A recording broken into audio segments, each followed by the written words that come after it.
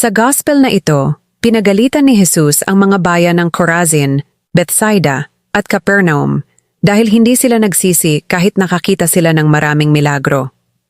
Ipinapakita niya na kapag mas marami tayong natatanggap na biyaya at grasya mula sa Diyos, mas malaki rin ang responsibilidad natin na tumugon sa pananampalataya.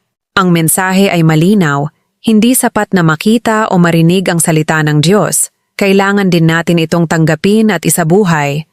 Kapag tinanggihan natin ang tawag ng Diyos, tinatanggihan din natin siya mismo. Pero kapag nakikinig tayo at sumusunod, tayo ay tunay na nakikiisa sa Kanya. Ways to apply in daily life. Respond to God's blessings with faith. Huwag balewalain ang mga pagkakataon na binibigay ng Diyos para lumapit sa Kanya.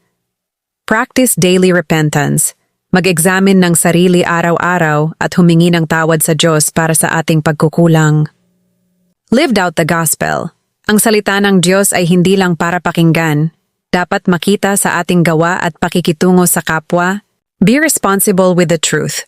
Kung alam mo na ang tama, sikaping isabuhay ito at ibahagi rin sa iba. Prayer. Panginoong Jesus, patawarin mo po ako sa mga panahon na binaliwala ko ang iyong salita at mga biyaya. Tulungan mo akong maging bukas ang puso at handang magsisi upang ang aking buhay ay laging sumasalamin sa iyong pagmamahal. Amen.